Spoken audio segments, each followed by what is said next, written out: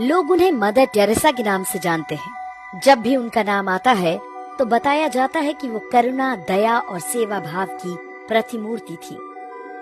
उन्हें शांति का नोबेल पुरस्कार मिला और कांग्रेस सरकार ने उन्हें भारत रत्न का सम्मान दिया। लेकिन क्या आप जानते हैं कि जिस महिला को मदर यानी माँ बताकर हजारों वर्ष पुरानी भारतीय सभ्यता पर थोपा गया, उसका असली चेहरा क्या था?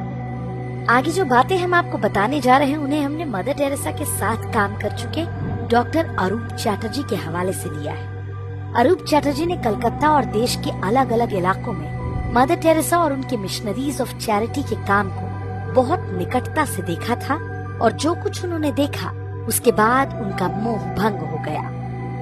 उन्होंने अपने अनुभवों पर 2 पुस्तकें लिखी जिनके नाम है Mother Teresa the untold story और Mother Teresa the final verdict. इन पुस्तकों में उन्होंने टेरेसा की काली दुनिया के बारे में ढेरों अकाट्य तथ्य रखे हैं।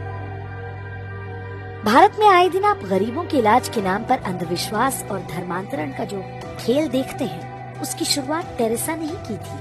वे गरीबों का इलाज जादू टोने से करती थी। लोगों को बताया जाता था कि उनकी बीमारियों का कारण हिंदू देवी देवता हैं। टेरेसा दुनिया भर से गरीबों के नाम पर फंड लाती थी, लेकिन कलकत्ता में उन्होंने एक भी ढंग का अस्पताल नहीं बनवाया। टेरेसा की संस्था मिशनरी ऑफ चैरिटी के सेंटर्स में गरीबों पर नई दवाइयों के परीक्षण कराए जाते थे, यानी मजबूर लोगों को गिनी पिग बनाया जाता था। कई बार उन लोगों की मौत हो जाया करती थी। टेरेसा कहती थी कि जीसस ने उन्हें अपने पास बुला लिया। लेकिन वर्ष 1991 में मदर टेरेसा खुद बीमार हुई तो अमेरिका के कैलिफोर्निया के अस्पताल में जाकर इलाज करवाया। टेरेसा के सेंटर जीवन से अधिक मृत्यु की जगह बन गए थे। वहां लाए जाने वालों को मरने के लिए छोड़ दिया जाता था। वर्ष 1992 में मेडिकल जर्नल लैंसेट के संपादक रॉबिन फॉक्स ने लिखा कि मिशनरी ऑफ चैरिटी के सेंटर्स में साधारण पेन किलर दवाएं तक नहीं होती। मामूली मरीजों को भी एहसास दिलाया जाता था कि वो बस कुछ दिन के मेहमान हैं और उनके कष्टों का कारण उनका पिछला धर्म यानी हिंदू होना है। उपचार न मिलने के कारण हर दिन बड़ी संख्या में लोगों की मौत होती थी, जबकि उन्हें सामान्य दवाओं और देखभाल से ठीक किया जा सकता था। मिशनरी ऑफ चैरिटी के सेंटर्स में उन्हीं गरीबों को खाना दिया जाता था जो ईसाई बनना स्वीकार करते थे। डॉक्टर अरूप चैटर्जी ने बताया कि कोलकाता सेंटर में मात्र 300 लोगों के लिए खाना बनता था, लेकिन टेरेसा प्रचार करती थी कि वे हर दिन हजारों लोगों का पेट भर रही हैं। टेरेसा जिन गरीबों के बच्चों को अपने सेंटर्स में लेती थी, उनके माँ बाप से एक फॉर्म भरवाया जाता था कि अब उनका अपने बच्चे पर कोई दावा नहीं होगा। कुछ को यूरोप भेज दिया जाता था, जिनका बाद में कोई रिकॉर्ड नहीं मिला। आज भी टेरेसा के सेंटर्स पे बच्चे चोरी करने और उन्हें अवैध तरीके से बेचने के आरोप लगते रहते हैं। आरोप है कि बच्चे बेचना टेरेसा की कमाई का एक बड़ा माध्यम हुआ करता था। वर्ष 1992 में टेरेसा ने खुद दावा किया कि मैंने अब तक 29,000 हिंदुओं को ईसाई बनाया है। ये सारा काम मानवता और सहायता की आड़ में किया गया। उस दौर में देश में कांग्रेस और वामपंथी दलों की सरकारें हुआ करती थीं, जो टेरेसा के मिशनरी नेटवर्क को भरपूर सहायता दिया करती थीं। उनके अवैध कामों पर कभी कोई रोक टोक नहीं की गई। पादरी डोनाल्ड मगवायर मदर टेरेसा का आध्यात्मिक सलाहकार हुआ करता था। उस पर 11 साल के एक लड़के की यौन शोषण का आरोप लगा, लेकिन टेरेसा के समर्थन से वो छूट गया।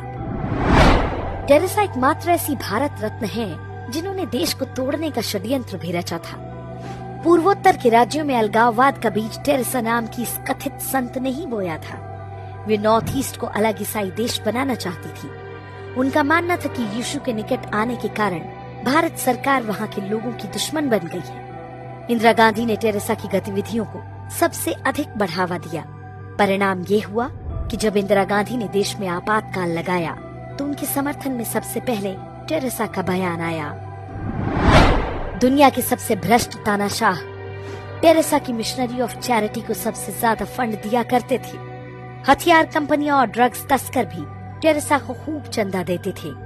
इनका बड़ा हिस्सा भारत में लोगों को लालच देकर ईसाई बनाने के लिए इस्तेमाल हुआ। टेरेसा भारत में रहती थी, लेकिन अपना सारा पैसा वो वेटिकन के बैंकों में रखा करती थी। मरने के बाद भी उनका ये पैसा भारत नहीं आया। वर्ष 2017 में ये समाचार आया था कि यदि टेरेसा के पैसों को निकाला जाए तो वेटिकन के बैंक खाली हो जाएंगे। वर्ष 2016 में वेटिकन ने टेरेसा को संत की उपाधि दी थी। जिन 2 चमत्कारों के आधार पर उन्हें संत घोषित किया गया, वो दोनों फर्जी साबित हो चुके हैं। दावा किया गया था कि पेट में ट्यूमर से जूझ रही पश्चिम बंगाल की एक महिला मोनिका बेसरा ने एक दिन अपने लॉकेट में मदर टेरेसा की फोटो देखी।